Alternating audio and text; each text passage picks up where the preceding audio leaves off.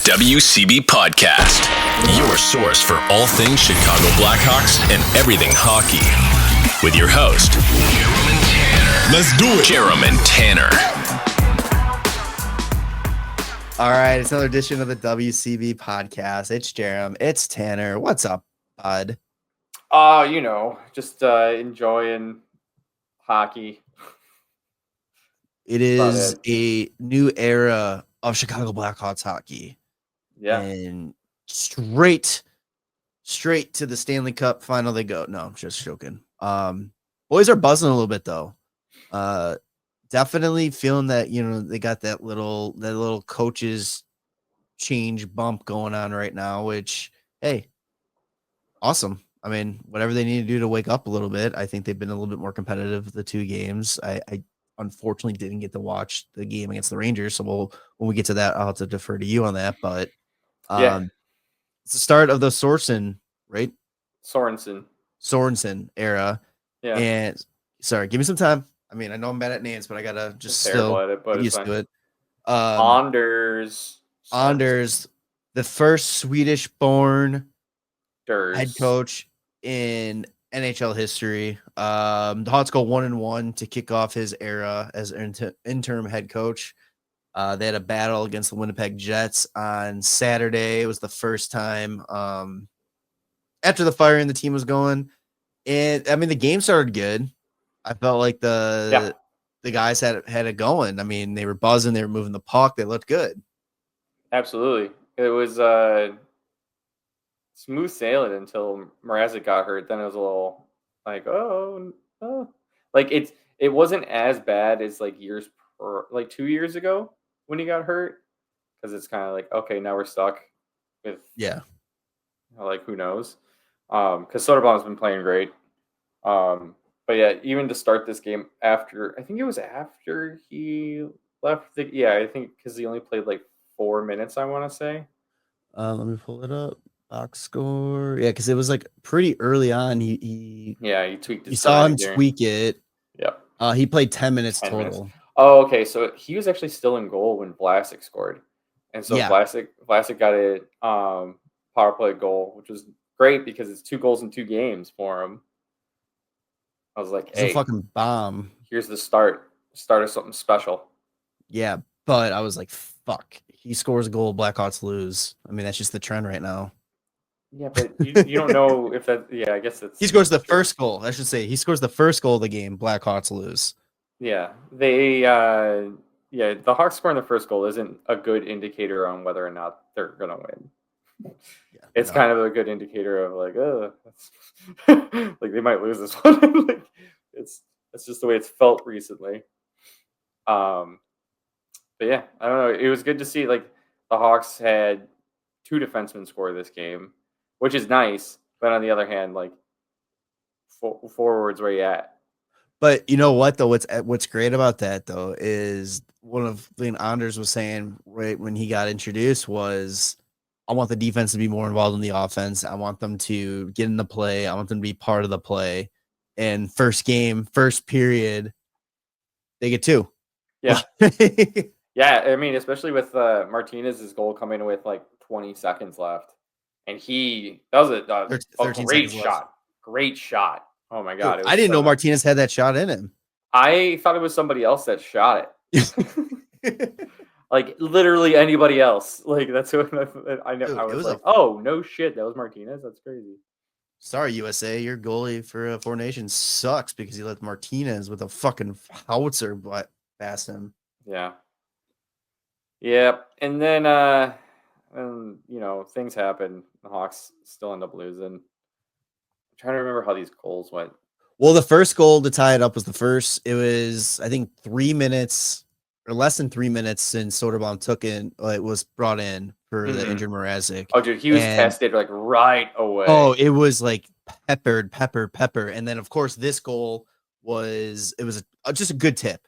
Like there was nothing you can do. Yeah, that went like post and in. I remember that. Yeah, like textbook. You want to know how to tip and how a tip should look. You show them that goal. Yeah, no goalie in the league is stopping that one. It didn't matter who was there. And then after Nino Ryder. Nino Ryder ties it up. The Scheifele goal, they just lose them, and it's a rebound in front. And then, like, even though we got a new coach, still in classic Hawks fashion this season, they give up an empty netter. This one, though, was so much more frustrating to me than every other empty netter because Bedard walks two guys and dishes it to Bertuzzi, like, to bring it into the zone. And I don't know if it's like his fault or whose fault it is for missing the puck, but the whole game he couldn't connect on anything, and it was driving me fucking insane because he rims it around the boards, and it just seemed like that wasn't what they were expecting because they were all out of place for it, and it just rings around, goes out of the zone, and then who was it that scored it? Mason Appleton just takes it in. Yeah, Appleton. And it was just kind of like, what was that? Like, we literally had like a little like boost of momentum from Bedard dangling a couple guys. I'm like, okay, here we go. Let's set it up. And then it's just like he has the space. And like he can even throw it. Like I'm watching the visualizer. He can even throw it back to Vlasic because he's right there. And he just wings it around the boards. And like I just don't know what to think about that because I'm just like, it doesn't seem like anybody else was anticipating what he was going to do, which is like so weird. I don't know. I'm going back. It drove me crazy. It just drove me so crazy for that kind of outcome.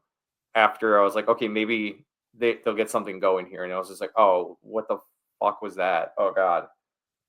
Well, so looking back at the goals, the Niederreiter goal, man, that was just a fucking great place backhand shot. Mm-hmm. I mean, yeah, Soderblom probably wants that one, but I mean, it was a great shot. Like that's not one to be like, fuck that one in. Yeah. The Scheifele goal is frustrating because one, it's a big rebound left by Soderblom. Yep. But what I kind of noticed is really frustrating about that one is Vlasic and Murphy aren't even like paying attention to who's around them. They are both focused on the puck. Vlasic's got a little bit because I can't tell who that guy is in front, but he's taking the guy in front. But Murphy is just, I feel like out of position there and letting Scheifele just hang there. Like that's Scheifele's the kind of a guy though too. Like especially up close like that, you want to keep tabs on him, and you should at least glance back to see where he's at. Murphy didn't even attempt to check behind him to see who was there or what potential who you should be covering. I think the issue with it is like they get caught up in like a switch.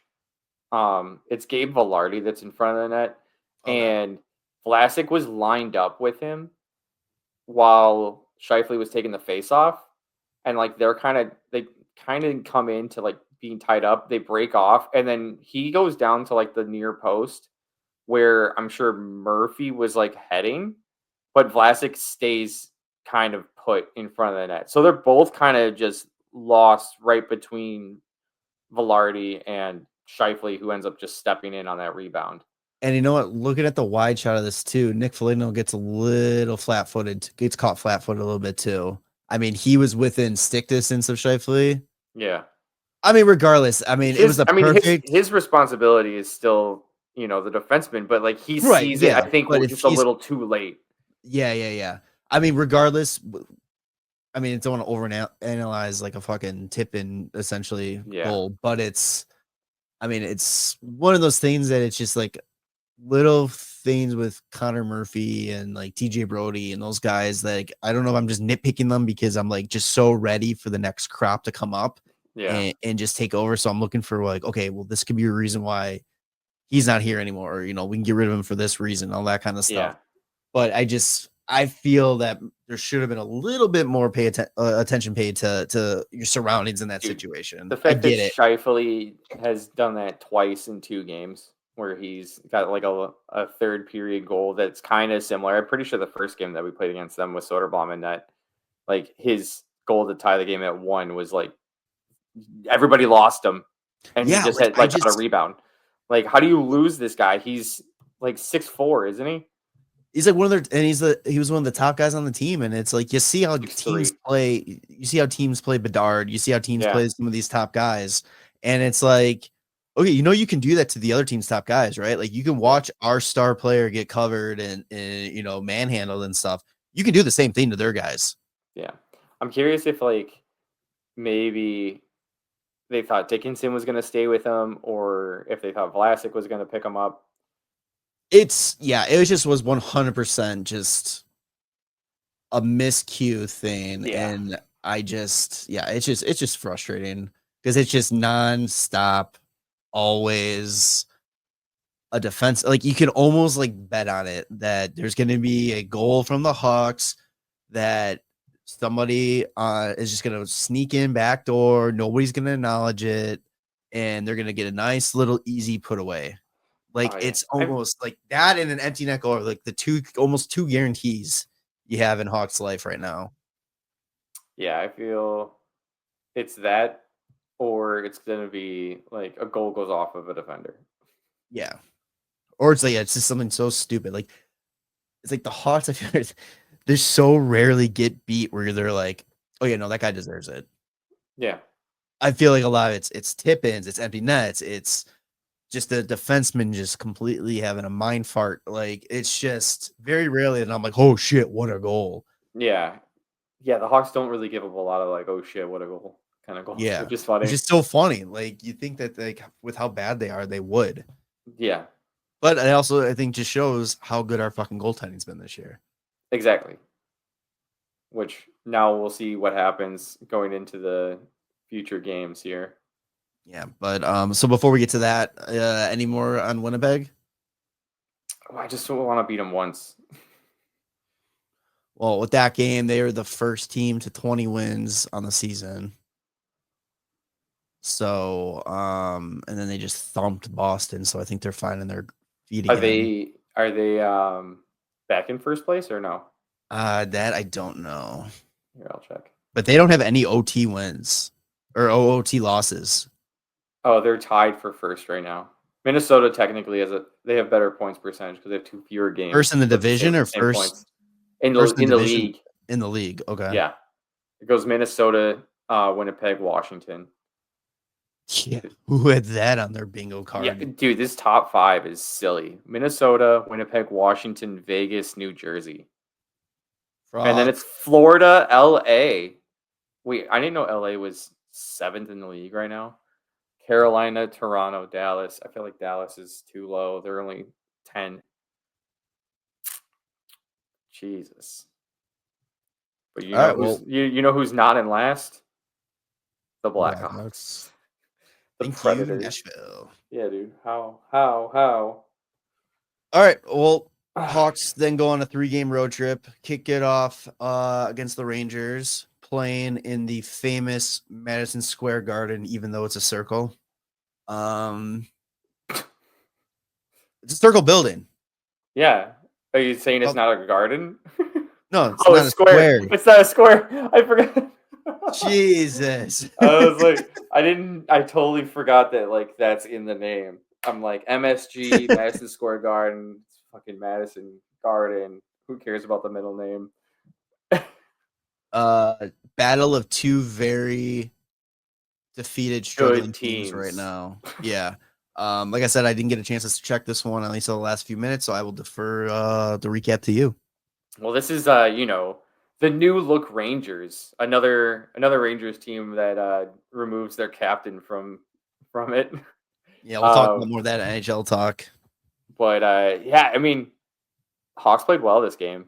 It was a lot of mentioning of Wyatt Kaiser this game, which I was like, cool. They're giving him like some good props. He played 20 minutes. I think he was getting lined up with Vlasic somewhat often and just playing the right side. And they're like, this D pairing has been looking great.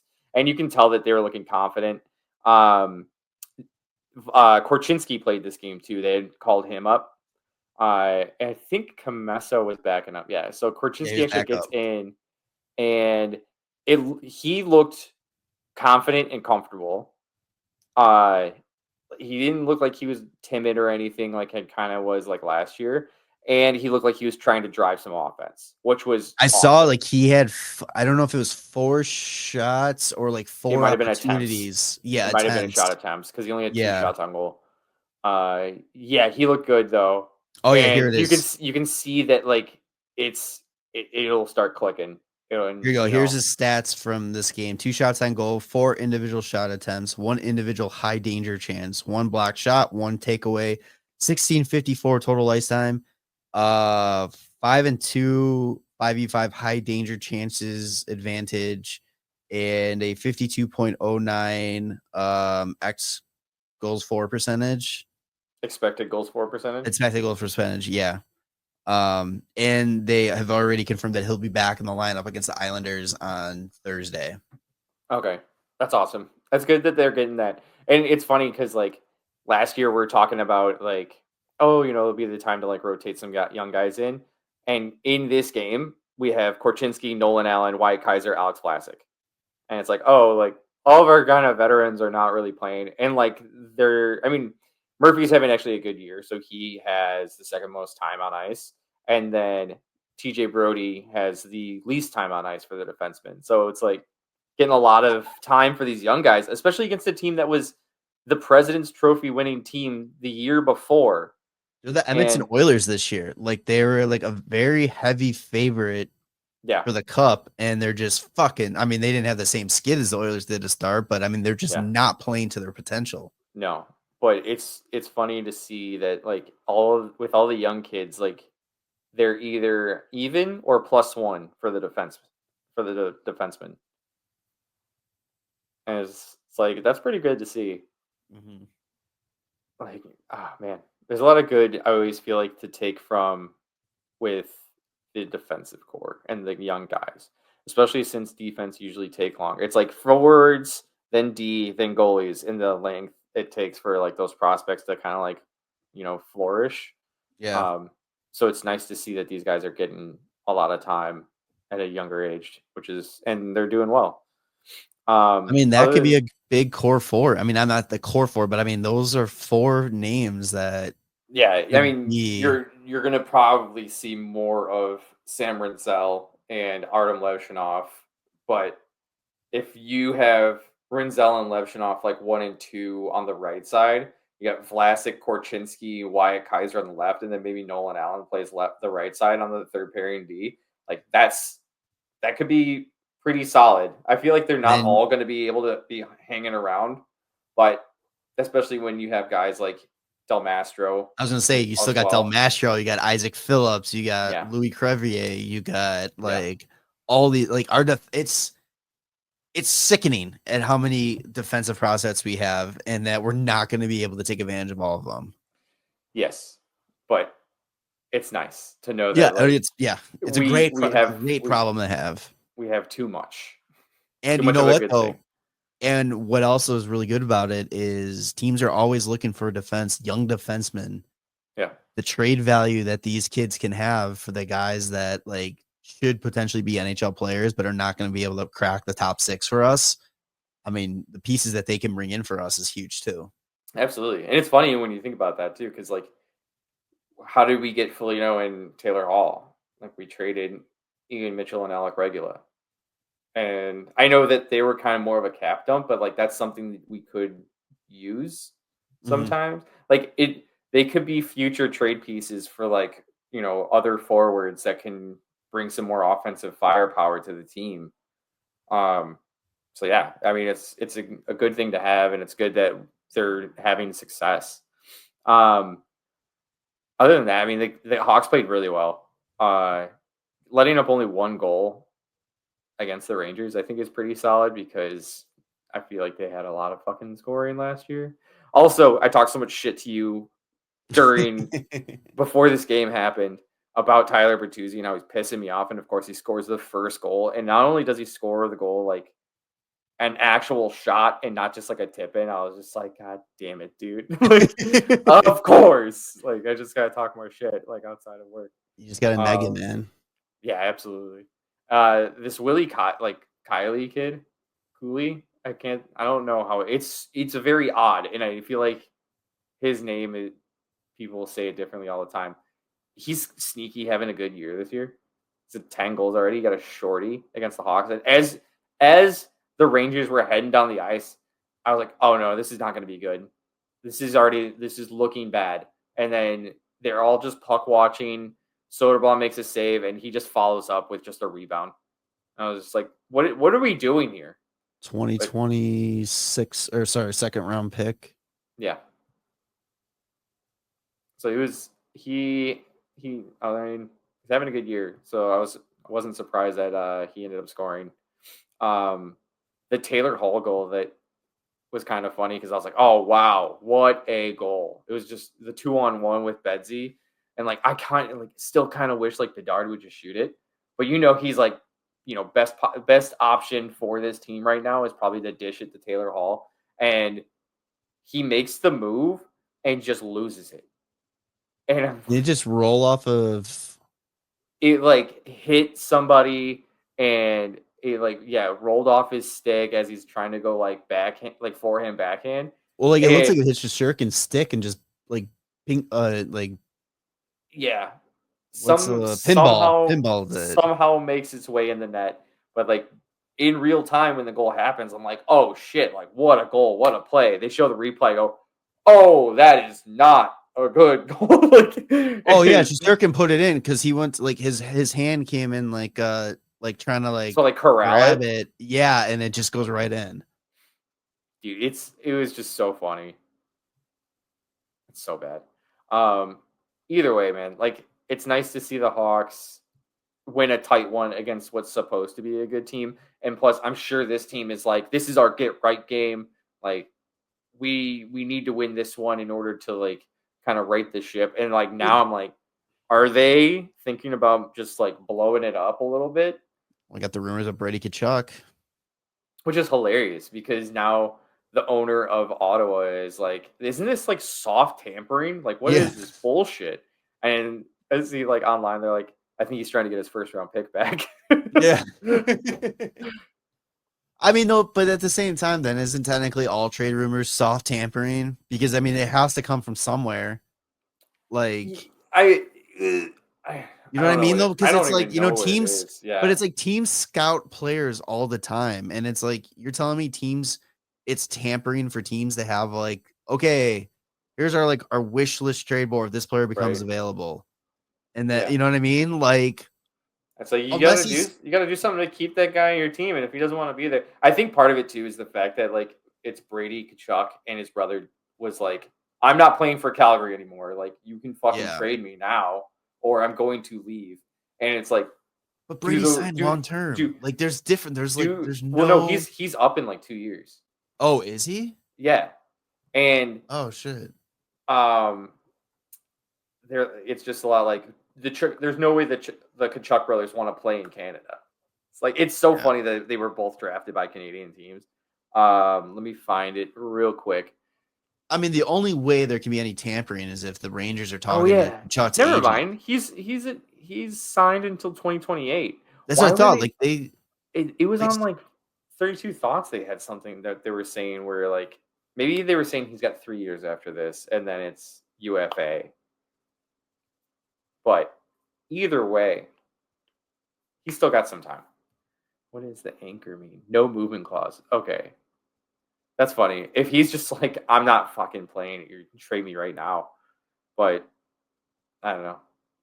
If that team doesn't end up making the playoffs in the next 2 years, I can see that happening.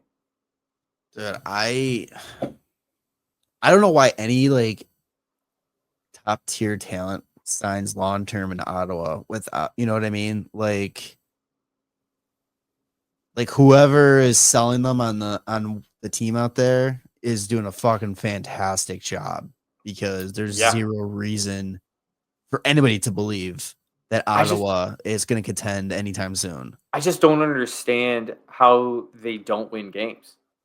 Like, just looking at their roster, like, I just don't get it. Well, and I feel Rangers win games. I feel like they're consistently blaming like goaltending. And now they got a goaltender in Ullmark. Like, Ullmark he's not a bad goalie. And he hasn't done shit. Yeah. It's so wild. It's like, is it your defensive scheme? Is it your goaltending coach? Is it like what is it? You just putting all the wrong pieces together. Maybe that's possible. Dude, Tim Stützle has 34 points. He's sick. He's nasty. He's so good. Hawks win this game 2-1. Sorensen gets his first win as an NHL coach. Yeah. One thing that I wanted to talk about real quick, just based on the last few games and just kind of the season going, it's like, I'm so fucking happy for Soderblom, man. Yeah. For him coming out and just having the season like that he's having, like, goaltending is such like a mental position that despite playing decently last year, his numbers weren't good. You know, he's got to hear everybody talking about him just not being good enough and not cutting it. And for him to just continue to play his game and then be rewarded like this, like, if he could play this way the entire season, it's like, yeah, you have to think that he's jumped right back in that conversation of being the guy part of the going future. forward. Yeah. Oh yeah, dude. It's turning more from him being like the Antti Niemi, like the guy that might be just good enough to help us compete until like our other guys are ready, to being like, okay, like maybe this is the guy we actually end up trusting. 100%. Yeah. And it's great seeing him getting the opportunities. And now it's going to be, I mean, this, as much as it sucks for Mrazek going down because he's just been playing so fucking good and he's been so healthy lately. Mrazek's another example of how he plays doesn't reflect in his stats. Mm-hmm. Because if you watch him play in a game, you're like, God damn, like he is making some incredible saves. He's really keeping the games close for the Hawks. And you look at the stats and you're like, oh, he's like got like a 2.6. I'm not looking at it, but like he's closer to like a 906 save percentage or something. And you're like, that's not even like league average for starters, but it's like, if the Hawks would have just scored 3 goals in a bunch of these games, he would be closer to like 18-6 rather than like 8-11, like or 8-13 or whatever he is. How many times have we said if it wasn't for Soderblom, if it wasn't for Mrazek, this team would be losing by like blowout margins? Like, I'm just happy. And then kind of like what I was saying though, like it sucks about him being out, but it's kind of a blessing in disguise because now it's like Soderblom's going to get the heavy load. Yeah. So now it's going to see, it's like, okay, is this like a spot start kind of guy, or is he capable of handling a starter's proportion of games here? Well, I mean, he did look good against the Rangers, and that's only on 1 day's rest. Exactly. He did play a majority of the game against Winnipeg. And with Hawks starting tonight or tomorrow, depending on when I post this and when you're listening to it, I mean, up until Christmas, they're playing every other day going forward. Yeah. So you have to imagine those two. Yeah, you have to imagine too that they're going to probably ride Soderblom for the next 2 games at least. Mm-hmm. Sunday against the Islanders, maybe Commesso gets a start. But then you got Washington coming in on Tuesday. I mean, that's as far as I wrote down for. And then it's Seattle, and then they're on the road right before Christmas against Minnesota, Calgary, and then Minnesota. Okay. So I mean, you got to imagine that 7 games between now and Christmas, Soderblom's probably going to get 5 of them at least. Did they say how long Mrazek's out? About week to week, they were saying it's like a week thing. Okay, I hope they said initially 1 to 2 weeks. I hope he's in for the Winter Classic. That would suck for him if he wasn't in there. Sick pads for it too. Yeah, dude. I wish they would do like, yeah. I don't know. It would suck for him, but hey, Soderblom deserves it too. You know. Hey, he deserves the backup that game. I'll tell you that, dude. It'd be. Can you imagine Soderblom's got to start and he's like, fuck, I got to go wear my normal pads because I wasn't expecting to be the starter for this. So they didn't make anything special for him. Well, yeah, he wasn't even expecting to be the backup this year. Yeah, right? Like, Maybe that's what it is. He's just gotta like not have no expectations. He's like, oh shit, am I playing? Okay, cool. Sounds good. That's what No plot thoughts. No thoughts. Just play. Yeah, the plot twist. Commesso gets the start at Wrigley. Oh, dude, he goes into fucking. He starts on Sunday against the Islanders, posts a shutout, plays it against Seattle, posts a shutout, and then they're like, should we just ride the hot hand? And he just fucking keeps going until Just the go Winter with it. Classic. Let's fucking do it. Yeah, Knowing the Hawks in outdoor games, they'll get fucking plummeted and all of his momentum.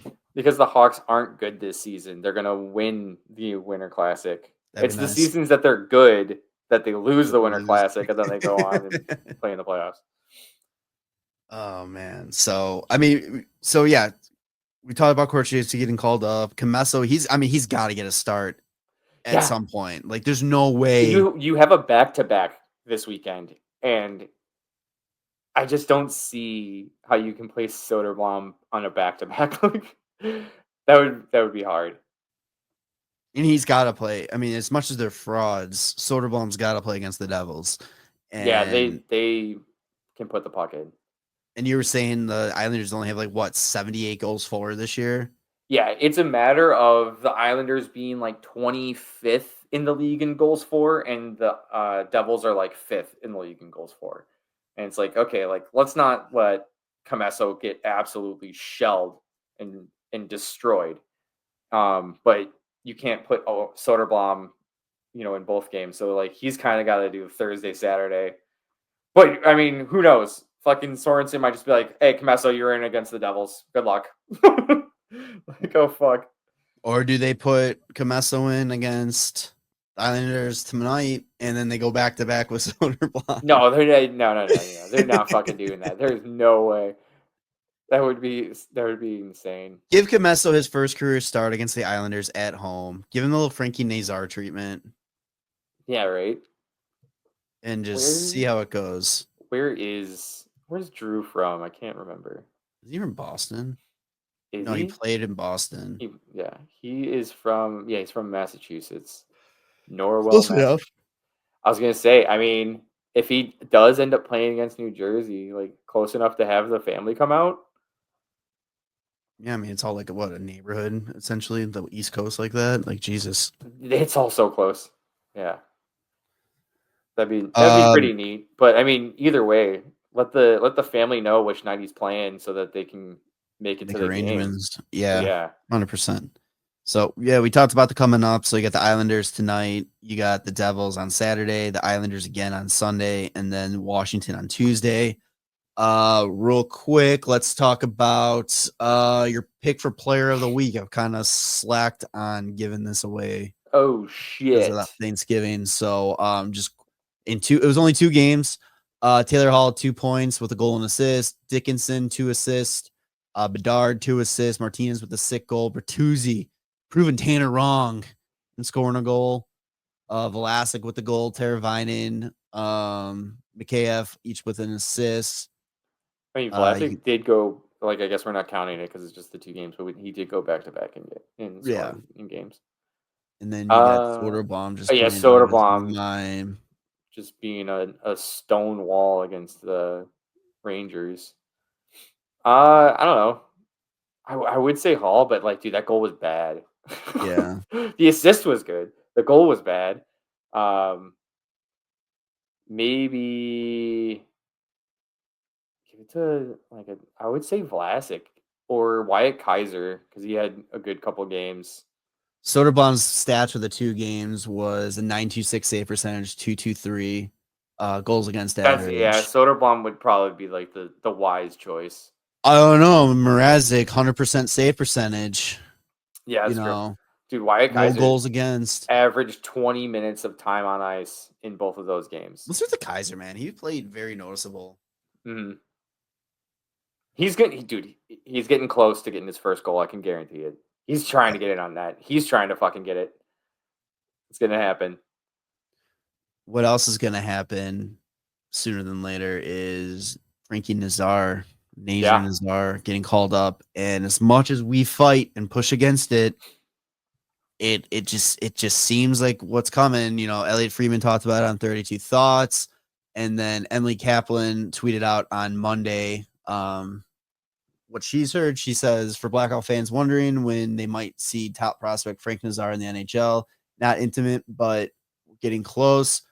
Chicago wants prospects to over-ripen AHL. Believe the initial call-up plan for Nazar was later this season, but timeline has moved up because of how he's performed. Because he's nasty. Dude, he's playing power play. He's playing shorthanded. Do you have the rankings that he has? Because he's like first. He's like first in power play goals, or tied for first in power play goals, tied for first in like shorthanded goals, like tied for third in the league in points or something like that. Was that last week? Oh, today's happy birthday, Matthew Kachuk. That's funny. Talking about your brother. Guess what? He shows up. So this was on Thursday, so I don't know what's adjusted. Oh, it's from last Thursday. Yeah, so Nazar tied for fourth in AHL in goal with 11 and is second in AHL in points. He leads all AHL rookies in both those categories. Oh, but he's like top. It was just rookies. Yeah, it was all that was rookies. Like, let me take a look. The big stats. Yeah, he's still first in goal or in points. He is first in goals. He is fourth now in assists. Tied for first in shorties and tied for first in power play goals. I don't even know. Did he even play a game recently? I don't know. AHL schedule's so fucking weird. When was you said that was on Thursday? I think it was Thursday when I saw those stats that I was showing you. Yeah, because they play tonight? The last game that they played was on the 7th, which was Saturday. And he was a -2. Oh, get him up. Just keep him down there. Yeah, right? Fucking bum. Where the no points in his last 2 games. Where the hell is it? Yeah, they played at night against. I'm probably looking under the wrong guy too. What are you looking for? I wonder if I'm finding on the wrong. Was it Instagram account that I saw that on? What? The Nazar stuff. Oh, dude, he's so good. I think honestly, if they do bring him up, it would be incredible to bring him up like right before the Winter Classic and get him in during that game too. It just, kind of would suck for whoever has been playing on the team this whole season leading up to it that they don't get to play. But you never know. Injuries happen. Be better. Yeah, right. Be better than the kid that's going to end up playing power play and here he goes. And penalty kill. All right, so this is as of the 5th. So no stats changed. Yeah. So Frank Nazar's rank him on AHL rookies as of Thursday morning. Didn't we talk about this last episode? Yeah, I think so. We might have. So yeah. All right. But anyway, we won't bring that up again. But anyway, so I'm done fighting it. If it happens, it happens. Mm-hmm. I personally think I'd rather keep him there longer than he needs to be than rush him up. But at the same time, if he's just dominating in the AHL, then what's the point? Well, he's also, you think about it too, like he was dominating in the NHL with Andre Sorensen as his coach. Right. So it's not like he's coming up and getting a whole new coach and playing a different system. It's like he's been playing the system that he implemented in the AHL. My biggest thing with it too is like I don't like the yo-yo. I don't want him going up and down, and changing position, all this. So if he gets called up this year, should it be he's sticking around no matter what? Or do you give him like, okay, you have X amount of games, let's see how it goes. If it's just not clicking the way like it seemed like it was clicking in Rockford, we'll send you back down to finish the year out there and call you up maybe in April. Yeah, no, he'll get the call up after the trade deadline. Yeah. If that's it's the like case. It's like is that gonna be a bad thing for him if he comes up and gets sent back down after like 5 games. Well, they just put Joey Anderson through waivers. Finally, it actually happened. The purpose of bringing up Frank Nazar, or is it just a move that they made in order to be I think it's prepared for because something else? When was the last time he's played? Oh, I don't know. It's like an Anthony situation. Like, when was the last time that guy got ice time? And it's like they probably were like, you know what? Get you down there and play. Yeah, benefit you more playing than sitting in the press spots when there's no plans of putting the lineup anytime soon. It's possible. I mean, I don't know exactly the last game that he played in, but he kind of is only good when he's attached to like Dickinson's hip. Yeah. But on the other hand, though, it's kind of brings down Dickinson a little bit when that's one of his offensive options. So he played against the Rangers. Did he really? Yeah. I didn't even notice. Yeah, 1 shot on goal. Ah, there you go. But before that, he didn't play. The last time he played was against Philly on the 23rd. Okay, so yeah, he was sitting out a good handful of games. Yeah, I'm sure. I wonder if that's just Sorensen trying to see how it works all together with his system. So I don't know. Frankie Nazar might be coming. You know what might be coming? Some of these prospects Tanner's about to talk about right here in Tanner's Farm Report. Oh.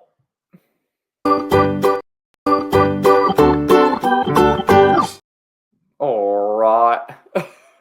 Just go Australian for some reason. The kids are still buzzing. Huh? Isn't it nice?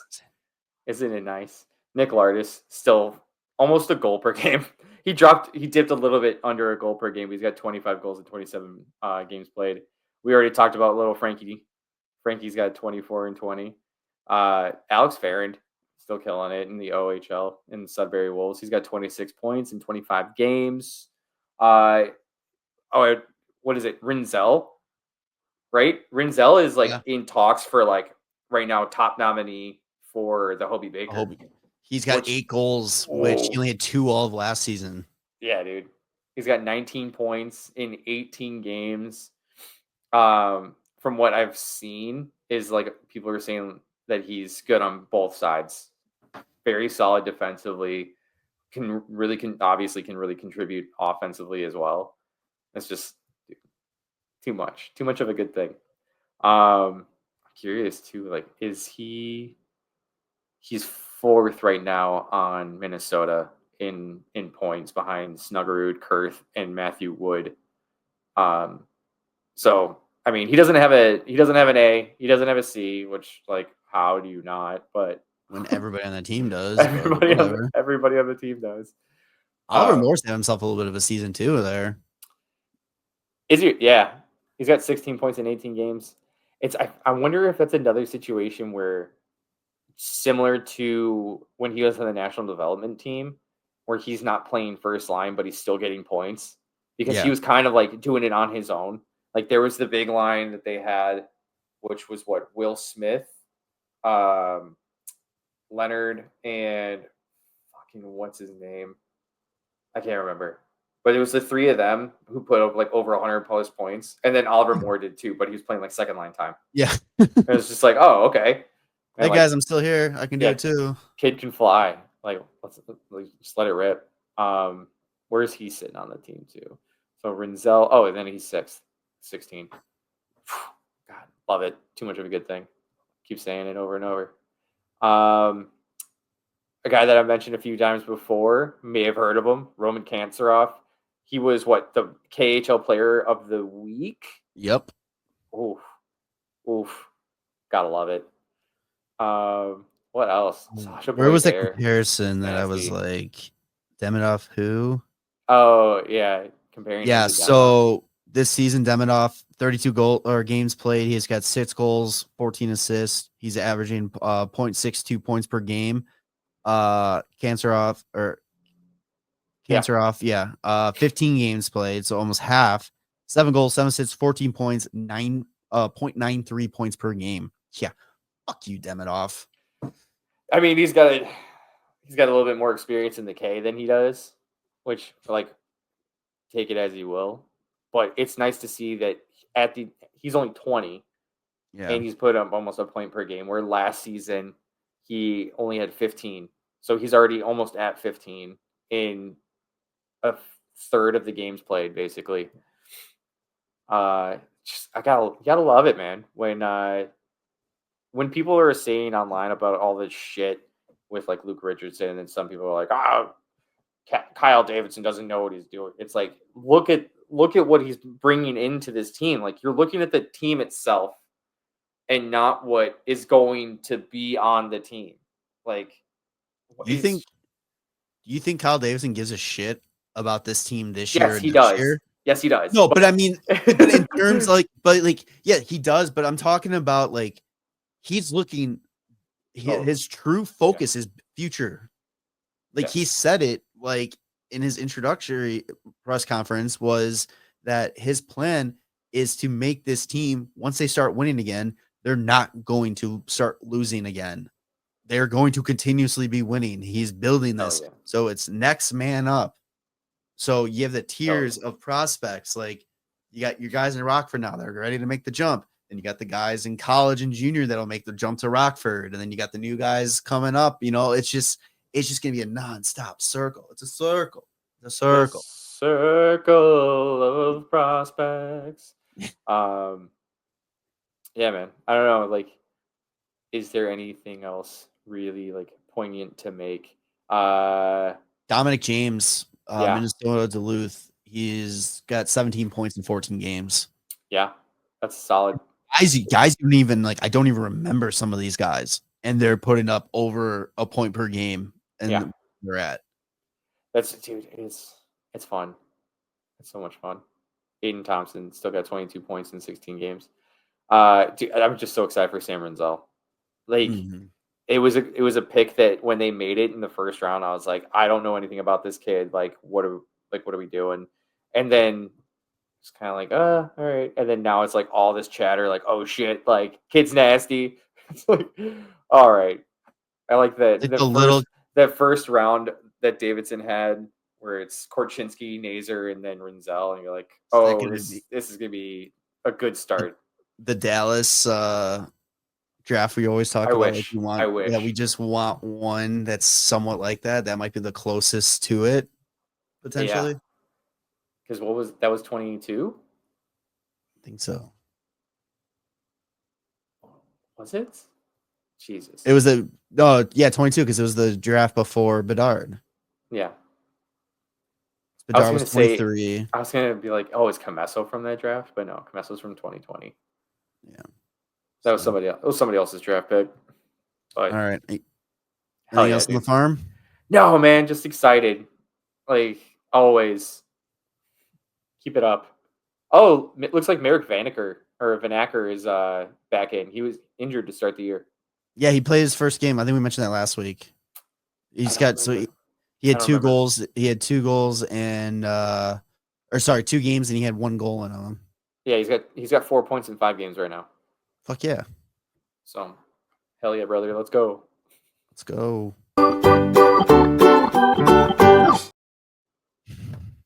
All right, let's up here with some quick NHL talk. Gary Bettman was talking a little bit that the salary cap is anticipated to go up to 92.4 next million next year. But he also has said that they have already planned on having discussions with the NHLPA about potentially going higher than the 5% that is allotted in the CBA. Also mentioned that the CBA expires in 2026, and they're hoping to have that contract done and able to announce it before the Stanley Cup final in 2025. So fingers crossed, no lockout. One thing that I think might get discussed in the CBA from the players' point of view is what could potentially be called the scumbag New York clause. Yeah. Taking players with no movement clauses and no trade clauses. There was no movement too. No, because they can't be waived. Okay, no, They can't be put on waivers. and threatening them that if they don't waive, they're going to get put on waivers where they'll end up potentially going to, or more likely going to a team that they don't want to go to. Yeah, a non-competitor. Barclay Goodrow this past offseason. And then you have the whole thing with Trouba last Friday that was just like, you trade me, you let us trade you, or we waive you. And he literally says in his press conference with the Ducks that, yeah, it was a threat. They threatened me. Like, yeah, it's such a scumbag move. Yeah, I think that's gonna be something that the players are gonna be like, this is bullshit. Like, of course, it sucks that it's like technically like nothing wrong in the rules that says you can't do that, but like ethically, fuck you. You get a no trade. You earned a no trade clause in your contract. Yeah. Like that should go effect to waivers too. Like if you literally do not accept a trade to a team, they shouldn't have a roundabout way of still acquiring you that way. Yeah, that's so crazy. Yeah, like that needs to be addressed. So yes, New York staying scumbags. It's not really working out for them, but then they go and they sign Shesterkin to a fucking monster ticket, and I can't wait for that to blow up in their face. It's not going to. The cap's going to go up too much. No, I'm just saying though, you paying goalies too much money, man. Come on. Nah, dude. It was what, 8 years, 11.25 or something like that. Was it 11.5 or 11.5? 11.5. Okay. Yeah. So just maybe that's what they've been doing this year is they've been just like fucking tanking in order to like make sure he doesn't get like 13, and then they're like, okay, now we got to like pull it up. We got to right the ship. So here's 11.5. You've been playing like meh. And he's like, okay, I understand. And then now they're gonna just like hit the playoffs and be good. Yeah. So, and then the last thing I have here is the Colorado Avalanche are out there collecting wood. Yep. They traded for Scott Wedgwood last week. This week they traded for Mackenzie Blackwood. They brought in Miles Wood this past offseason. So they got lots of wood in Colorado. The team's got wood. It was this offseason that they brought Miles Wood in? I thought it was last year. Was it this one or was it last year? I thought it was last year. It might have been last. Okay, I might just get my years mixed up. Either way. You couldn't tell. I honestly, they're sitting on a lot of wood right now. Yeah, got a lot of wood. I do like the fact that they're like, this goalie tandem's not working for us. Both you get the fuck out of here. It's just so good. Let's see. Miles Wood, where did you come from? Came from New Jersey, right? Yes. He signed in 2023. Okay, so okay. It was last offseason. Okay, still. Slow build of wood. Yeah. I think it was, that wood burned a little bright last season, and they're like, we should get more of this. Yeah. Got a raging wood going on now. Didn't you say it was the Binghamton Devils 2017? Oh, Albany Devils, like 2017 goalie tandem. Yeah, that's like, they're like, yeah, we like what we saw from that AHL team. From like the worst era of the Devils at that point, because that's when they were going for first overall for Nico Hischier. Yeah, Jesus. So, all right, that's all I got. You got anything? No, I don't think so. Oh shit! What I do have one more thing. We forgot to talk about Hawks talk. Pat Foley. Oh, dude, it's going to be calling the Winter Classic for Sports USA. He did it last year. And then he also did Stadium Series for the website. So it's gonna be a radio call type of thing. So turn on Sports USA, turn down TV, and pray to God we get a sick Bedsy goal that we will always have Foley just calling it for the rest of our life. And then we can be like, see, Vosters, you can never replace that. That's why you're fucking out of here. Don't let him live in your mind. He's not there anymore. It's okay. He can't. The bad man can't hurt you anymore, bud. I honestly didn't even think about him until today for some reason. Pat Foley, like you can't have pleasant thoughts about Pat Foley without thinking about Foster's now. It's like the same with Connor Murphy. You can't have thoughts about Connor Murphy without thinking about Hjalmarsson being torn away from us. That's true. That's hard. That's a tough one. Yeah. So, all right, episode 300. We did this 300 times, like fucking crazy. So we're gonna call it 300. nice little Pat Cauley callback there. Yeah. So it's good stuff. All right. You got anything else, Tanner? No, man. Let's go Hawks. Under Sorensen's the future. Betsy's going to start fucking lighting up the NHL again. We got a little bit more high-flying offense. Defense are getting in there. Let's fucking go. All right. Let's fucking go, boys. All right. Make sure to follow us on your favorite podcast feed, Spotify, Apple Podcasts, the big two. Social media at WCB Podcast, YouTube channel. Subscribe there. And we'll see you on the next one. All right. Love you, boys. Bye. Thanks for listening to the WCB Podcast. Be sure to subscribe wherever you heard this podcast. To connect with Jarom and Tanner, check out the boys at WCB Podcast on all social media. We'll see you next time.